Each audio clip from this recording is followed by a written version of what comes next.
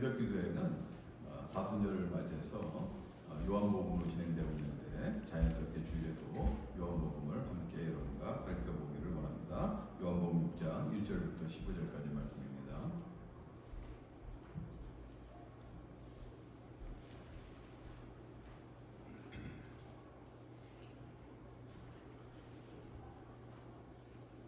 말씀을 함께 읽도록 하겠습니다.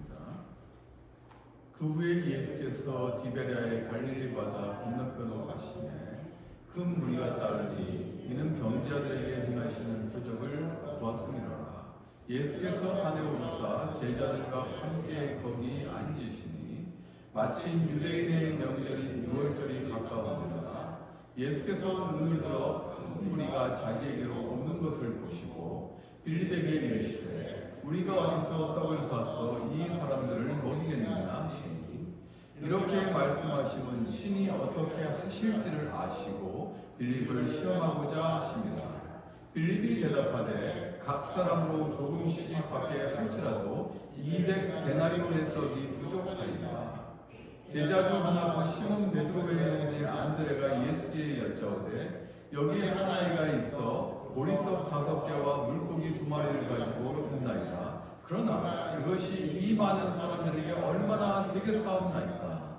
예수께서 이르시되 이 사람들도 앉게 하라 하시니 그곳에 잔디가 많은지라 사람들이 앉으니 수가 5,000명쯤 되더라. 예수께서 떡을 가져 축사하신 후에 앉아있는 자들에게 나눠주시고 물고기도 그렇게 그들의 원대로 주시니라. 그들이 배부른 후에 예수께서 제자들에게 이르시되 남은 조각을 거두고 버리는 것이 없게 하라 하시므로 이에 거두니 버리떡 5개 먹고 남은 조각이 12바구니에 찼더라. 그 사람들이 예수께서 행하신 이 표적을 보고 말하되 이는 참으로 세상에 오실 그 선지자라 하더라. 그러므로 예수께서 그들이 와서 자기를 억지로 붙들어 임금으로 삼으려는 줄 아시고 다시 혼자 산으로 떠나가십니다. 아멘. 요한복음에는 예수님께서 7가지의 표적하신 사건을 기록하고 있습니다. 예수님께서 이 땅에 완벽한 인간으로 오셔서 많은 기적과 이제 그 표적들을 보이셨는데 그 중에서 요한은 7가지 표적만을 기록하고 있습니다. 다시 말씀드리면 예수님께서 7가지 표적만 행하신 것이 아니라 많은 기적을 행하셨는데 그 중에서도 그 기적을 통해서 하나님의 아들이심을 증거하는 그 표적을 7가지만 기록하고 있어요. 그 중에서 오늘 본문의 말씀은 그 4번째 표적입니다. 예수님께서 이제는 제자들과 오늘 나왔죠. 갈릴리 바다, 곧 디베랴 바다라고 이중적으로 표현을 하고 있습니다. 그것은 왜 그러냐면은 지금 요한이 이 요한복음을 쓸 때는 물론 유대인들과 이방인들과 함께 다 독자를 위해서 썼습니다만은 그 이방인들은 팔레스틴 그 당시 이스라엘 땅의 갈릴리 바다를 알 수가 없어요. 왜냐하면 갈릴리라는 그 지명을 모르기 때문에 그 당시 통용되는 디베랴 바다라고 또 이중적으로 강조함으로 이제는 이방인들도 알 수 있게끔 표현한 것입니다. 어찌됐든 지금 갈릴리 호수죠 사실은. 그러나 워낙 크다 보니까 이제 갈릴리 이 바다로 이제는 건너편으로 가게 됩니다. 이 건너편은 벳세다라는 지역입니다. 오늘 등장하는 빌립, 또 안드레, 베드로 이런 벳사람들이 태어났던 그 고향입니다. 이 벳세다로 이동을 이제 하셔서 제자들과 함께 한 산에 올라가시는데 사람들이 많은 무리들이 예수님을 보시고 예수님께 나오고 있는 것이에요. 근데 왜 이렇게 많은 무리들이 있었을까? 이젠 유월절이 가까워졌습니다. 여러분, 이스라엘 성인들은 20세 이상이죠. 1년에 3번 성지 순례를 해야 됩니다. 그것이 유월절, 오순절, 초막절인데 이 세절기는 무조건 예루살렘 성전으로 가서 제사를 지내야 됩니다. 오늘날로 따지면 예배를 드려야 된다는 것이에요. 그래서 유월절이 가까워지니까 많은 사람들이 이제 예루살렘으로 성지 순례하는 그 중간에 그 예수님을 보신 거예요.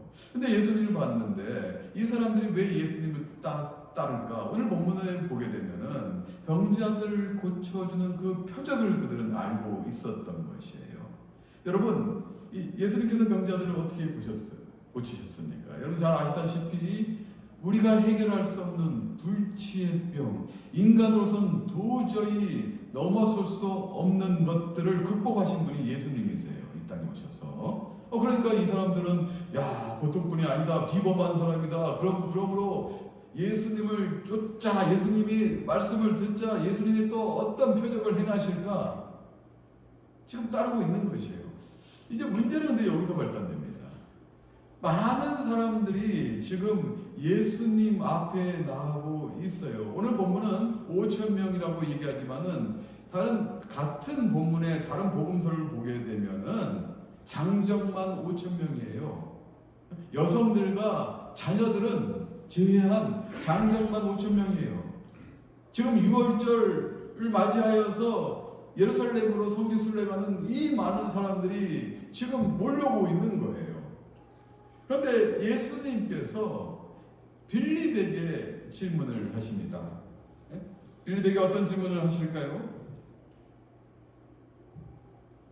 예수님께서 눈을 들어 큰 무리가 당신께 오시는 걸 보고 빌립에게 이르시되 우리가 어디서 떡을 사서 이 사람들을 먹이겠느냐? 라고 5절에서 말씀하세요. 지금 예수님은 부자십니까? 아니죠. 당연히 제자들도 부자가 아니죠. 오늘날로 따지보면 좀 방랑자, 집도 없으시잖아요. 그죠? 여기저기 가시면서 유숙도 하시고 때로는 노숙도 하시고 또 집도 없으시면서 상가 들판과 각 지역을 다니시면서 복음을 선포하시고 가르치시고 병자들을 고치시고 회복시키시는 이 사역을 하십니까? 물질적인 것은 충분치가 않습니다. 그런데 그 많은 사람들이 몰려오고 있어서 그 모습을 보시고 제자 빌립에게 말씀합니다. 우리가 어디서 떡을 사서 이 사람들을 다 먹일 수가 있을까? 빌립에게 지금 질문을 하셨어요. 그런데요, 이 오병이어의 이 기적은 사복음서에 유일하게 다 나와 있습니다. 그런데 마태, 마가, 누가 공간복음이라고 합니다. 비슷한 내용을 공유하기 때문에 공간복음이라고 하는데 마태, 마가, 누가 복음서와 달리 이 요한복음은 유일하게 기록된 부분이 있어요. 그것이 오늘 말씀의 6절 부분인데 자, 빌립에게 우리가 떡이 어디 있어서 이 많은 사람들을 먹일까? 라고 질문하시면서 요한은 6절에 이렇게 기록합니다. 이렇게 말씀하시면 친히 어떻게 하실지를 아시고 빌립을 시험하고자 하심이라. 다른 복음서는 기록되지 않았어요. 유일하게 요한복음서에서 예수님께서는 이미 지금 당신께 나오는 장정만 5,000명 여성과 부인들이지 않습니까? 여성과 어린이들 보면은 최소 10,000명에서 20,000명은 되는 거예요. 이 많은 사람들의 어떻게 하실지를 이미 아셨다는 것은 그들을 먹이실 것을 이미 작정하시고 계획하시고 그대로 시행하시기 전에 빌립에게 지금 질문을 하고 있는 것입니다. 그런데요, 빌립의 대답이 참 의외의 대답이에요. 빌립이 뭐라고 그럽니까?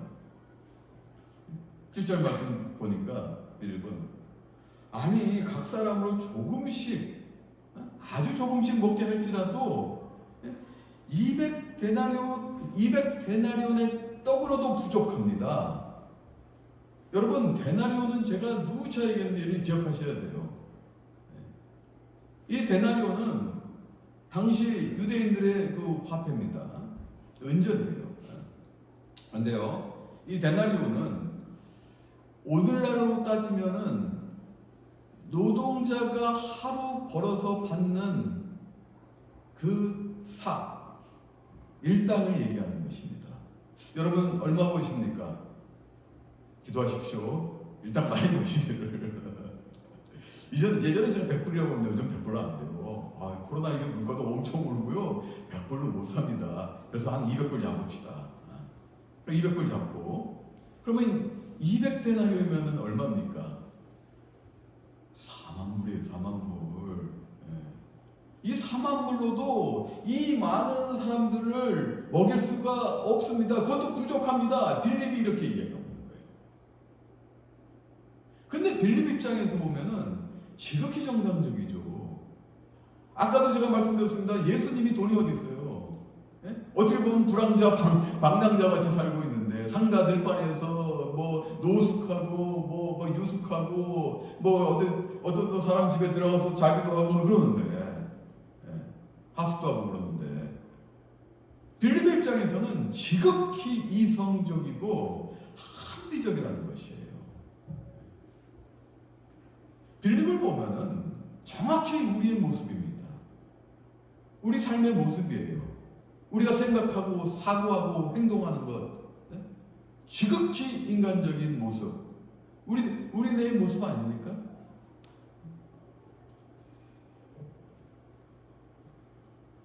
그런데요, 제가 이해하지 못한 부분이 있어요.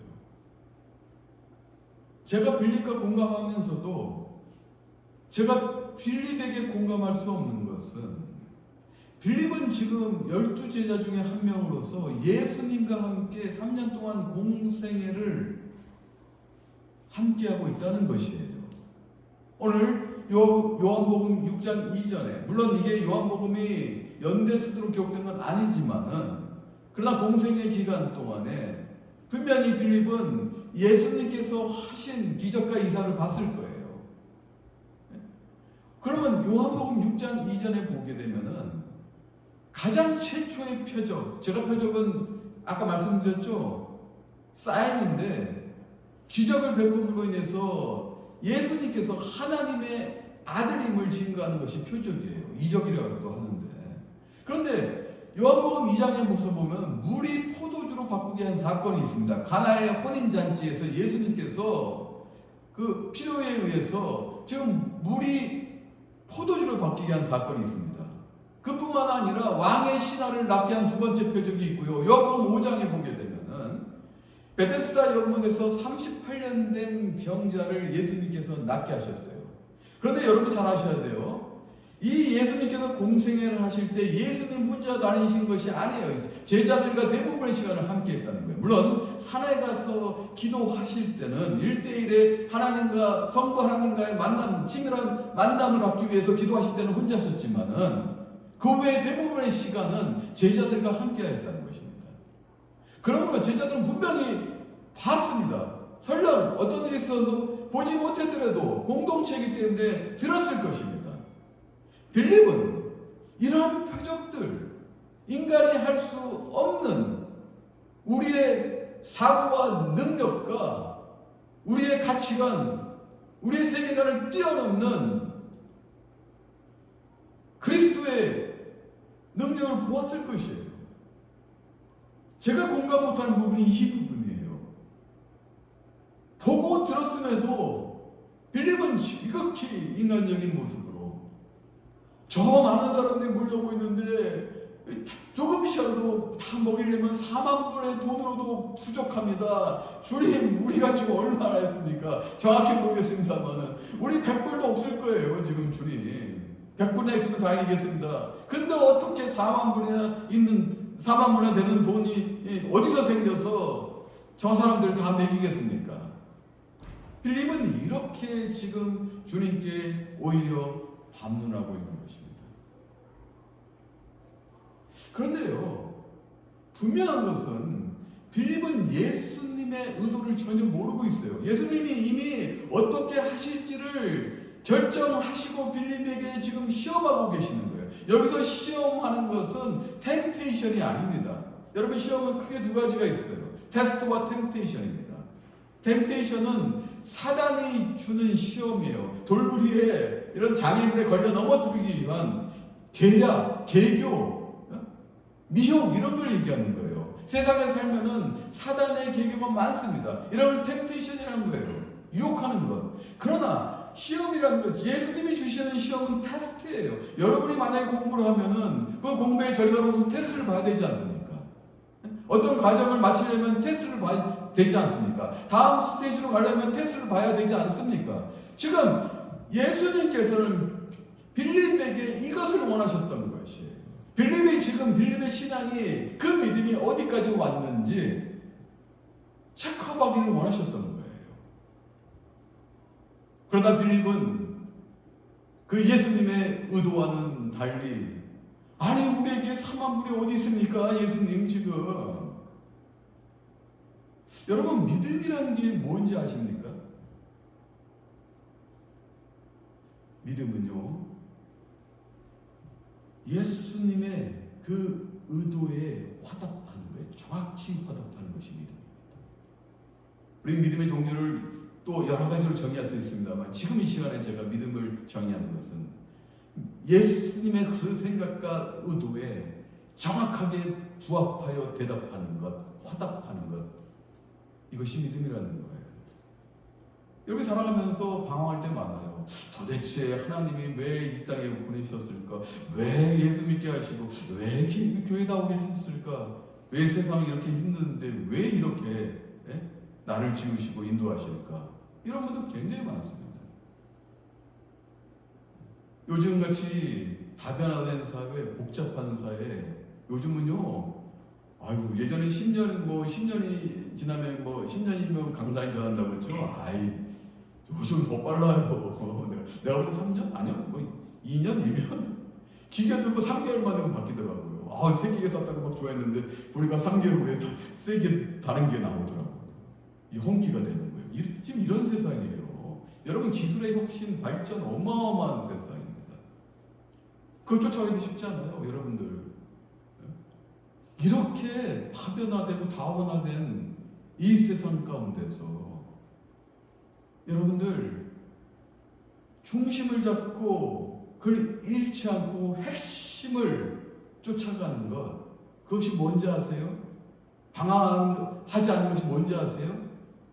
바로 주님이 나를 왜 이 땅에 보내시고, 나를 왜 이곳에서 살게 하시고, 왜 이러한 환경을 주시고, 왜 이러한 공부를 하게 하시고, 왜 나를 이렇게 이끄시고 계시는가? 정확하게 그 의도를 아셔야 된다는 것입니다. 그 의도를 알게 되면은, 그렇군요. 오늘 빌립과 같이 딴소리 못해요. 나는 이제 믿습니다. 예수님이 계시니까 저 많은 사람들이 밀려도 능히 해결하실 것입니다. 왜? 예수님은 그래 왔으니까요. 지금도 그렇게 하실 거고 앞으로도 그렇게 하실 거니까요. 그 의도에 정확해 그 핵심을 찾아서 우리가 화답하고 발맞춰 갈 수 있다는 것입니다. 이것이 제자의 삶입니다. 여러분, 예수 믿는 그 순간부터 제자가 되는 것입니다.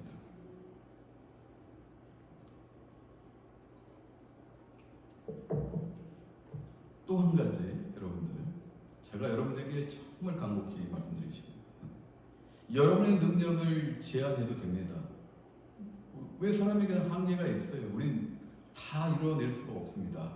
분명히 하나님이 주신 그 은사대로 개발해서 우리는 이루어 가야 됩니다. 여러분, 은사 개발 잘 하셔야 돼요. 은사도 없는데 막 하시면 안 됩니다. 분명히 하나님이 주신 은사를 기도하시면서 발견하고 찾고 내 기질에 맞게 그것을 발전해 나가는 거예요. 그런데요, 그럼에도 불구하고 우리는 능력의 한계가 있어요. 그런데요, 하나님의 능력을 여러분들이 스스로 제한하지 마십시오. 예수 그리스도의 그 능력을 여러분들이 감히 재단하고 제한하지 마시길 바라겠습니다. 오늘 우리가 계속해서 본문을 보도록 하겠습니다. 8절 9절 말씀에 베드로의 형제 안드레, 빌립과 동양 사람입니다. 베세다 출신인데, 안드레가 이제 예수님과 빌립과의 문답을 듣고 안드레가 나섭니다. 그리고 한 소년을 데리고 옵니다. 그리고 나서 그 소년의 도시락, 보리떡 5개와 물고기 2마리죠. 그 당시 일반 사람들이 먹는 도시락이에요. 보리떡 5개. 이 물고기 2마리는 우리가 생각하는 큰 생선구가 아닙니다. 멸치보다 좀 크고 정어리보다 좀 작은 갈릴리 바다에서 나는 그런 물고기 같습니다. 그 정도 수준이에요. 일반적인 도시락인데 지금 안드레가 이 소년의 도시락을 갖고 남아가지고 소년을 데리고 오고 소년의 도시락을 보여주면서 이것으로 이 많은 사람들에게 얼마나 먹일 수 있겠습니까? 우리가 가진 것은 이것밖에 없습니다. 지금 안드레도 굉장히 부정적인 시선으로 이야기하고 있는 거예요. 다시 한번 정리하자면 9절 말씀에 여기에 한 아이가 있어 보리떡 5개와 물고기 2마리를 가지고 있나이다. 후반부가 중요합니다. 그러나 그것이 이 많은 사람들에게 얼마나 되겠사옵니까? 즉 이것으로 어떻게 이 많은 사람들을 먹입니까? 예수님 제발 정신 좀 차려 주십시오. 우리의 선생님이시여. 지금 안드레도 예수님의 능력을 제안하고 있는 거예요. 공생애를 함께하고 있으면서 그 예수님의 놀라운 신적 능력을 보았음에도 불구하고 안드레도 그 스스로 예수님의 능력을 제안하고 있습니다.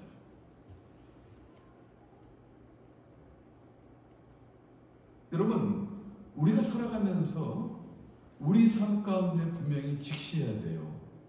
우리가 요즘 그런 표현 쓰죠. 막 뜬구름 잡고 막 이상적 이거 쫓아가고 뭐 그런 분들 계세요. 제 친구 중에 좀 꽤 있습니다.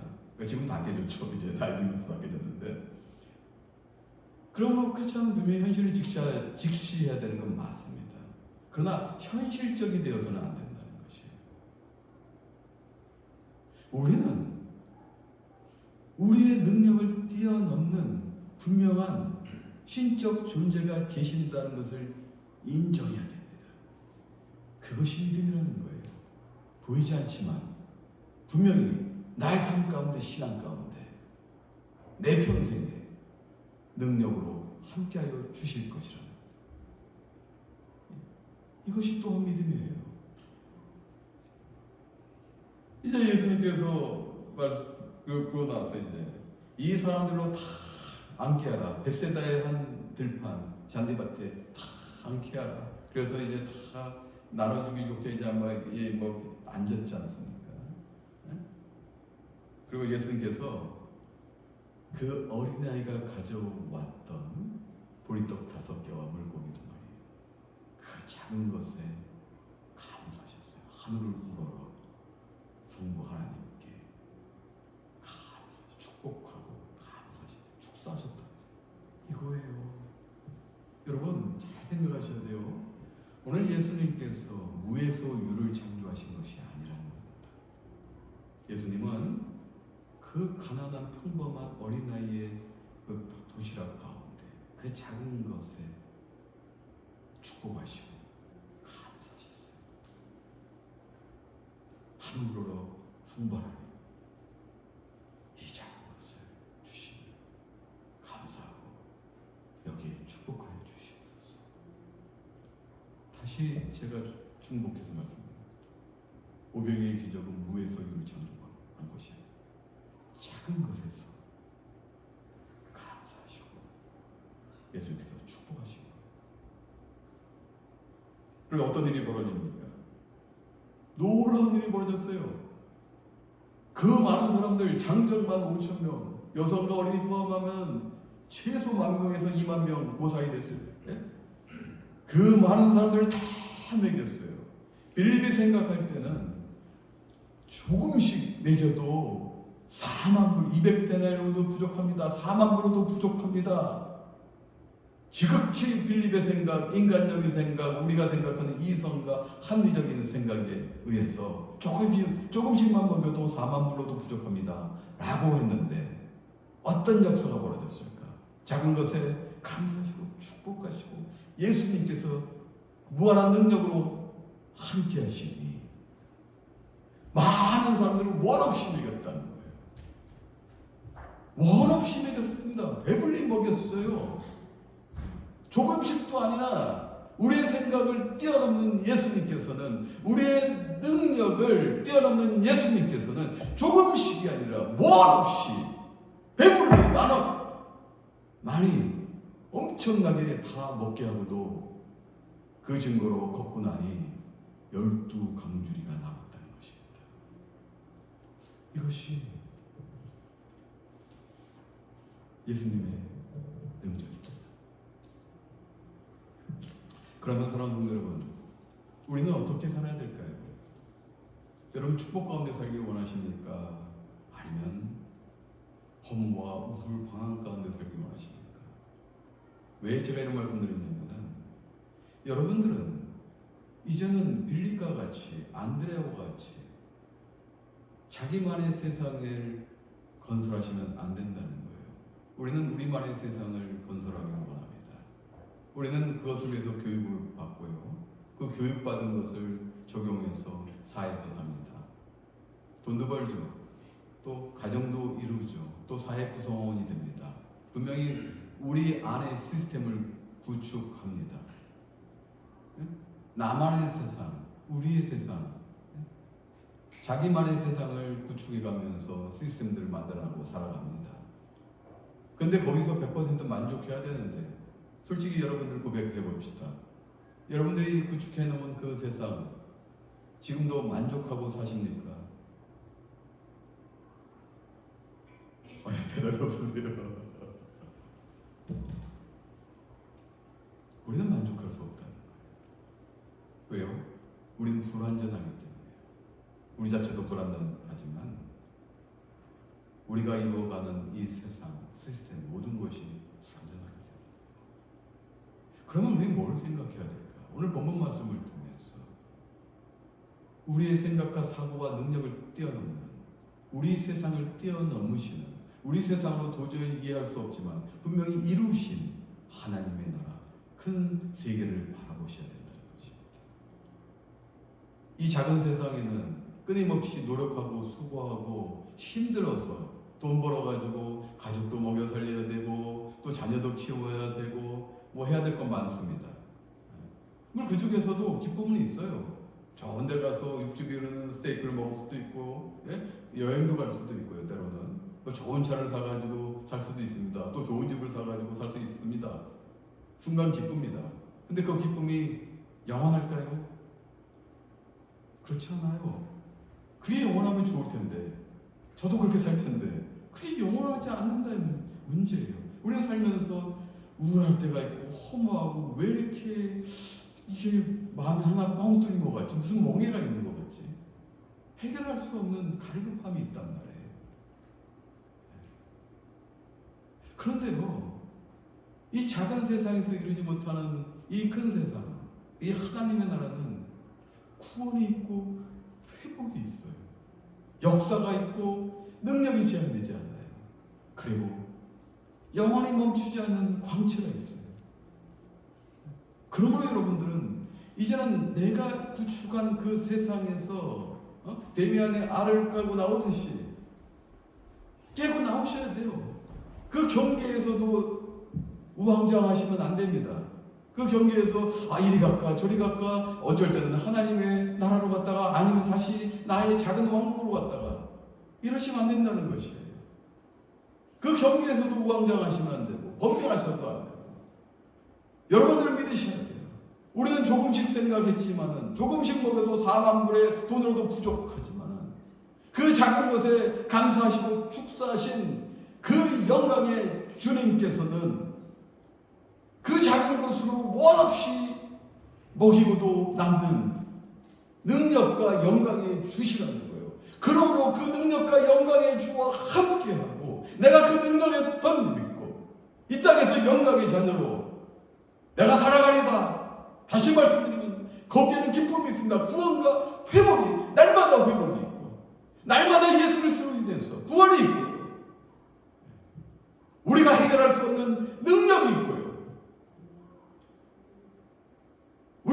누군가를 하는 것을 해결할 수 있는 생수가 있고요.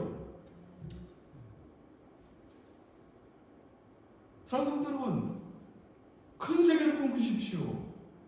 큰 비전을 보시고 야망을 가지십시오.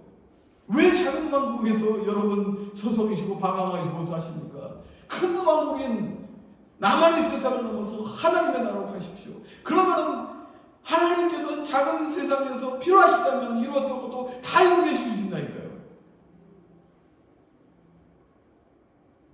여러분, 이제는 핵심이 바뀝니다. 타겟이 바뀝니다. 나가야 될 방향이 바뀝니다.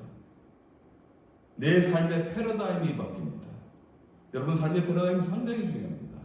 여러분들 중년쯤 되신 분들은 반세기를 살아보셨잖아요.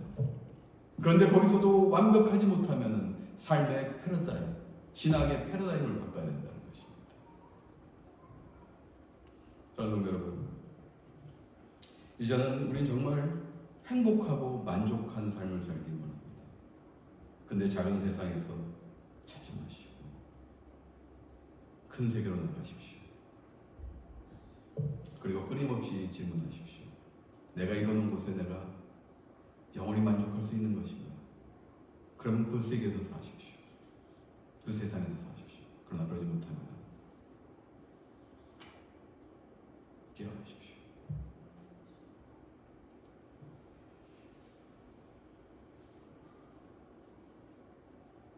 그리고 마지막으로 예수님께서는 날마다 우리에게 물어보실 것입니다. 너가 나를 의지하고 나의 권능을 믿음으로 하나님 나라의 삶 속에서 오병이의 기적을 체험하고 싶지 않니? 그럴 때 여러분들 지체 없이 예스 하십시오. 이것이 믿음입니다. 이 믿음 가십시오. 큰 믿음 가십시오. 그러면 분명히 우리 주 예수 그리스도께서 여러분들의 삶을 책임지실 것입니다. 이끄실 것입니다. 여러분은 크리스천들이 이렇게 막 죽으로 살면 안 돼요. 크게 사셔야 돼요. 많은 사람들에게도 보여주셔야 돼요. 예수 믿으면서 이렇게 잘 됐을 때 보여주셔야 됩니다. 그 믿음의 반석 위에서, 그 축복 위에서 시작하신다면 예수님께서는 그렇게 이끄실 거예요. 봐라. 예수 믿고 내가 어떻게 사는지 좀 너희들 봐. 예수님이 어떤 분이시냐 봐. 이런 믿음 가십시오. 오병이의 큰 믿음 가십시오. 이것은 물질뿐만이 아닙니다. 물질의 오병이의 부흥도 놀랍지만 시간의 오병이, 여러분 능력도 더 배가시고 오병이요, 배가 아니고 오병이요. 능력 주십시오. 내가 할 수 있게, 내가 하나님께서 지금 나에게 이런 삶 주시고 이런 직업 주시고 이런 공부 주시고 이러한 환경 주셨는데 내 능력을 오병이어로 부흥시켜 주셔서 이것들을 능히 이겨나갈 수 있고 이겨나갈 뿐만 아니라 이루고 영광 돌리고 하나님께 간증하며 영광 돌릴 수 있도록 이루어 주십시오. 믿음으로 나아갑니다. 이런 큰 믿음 가지시는 여러분 되시기를 주님의 이름으로 축원합니다.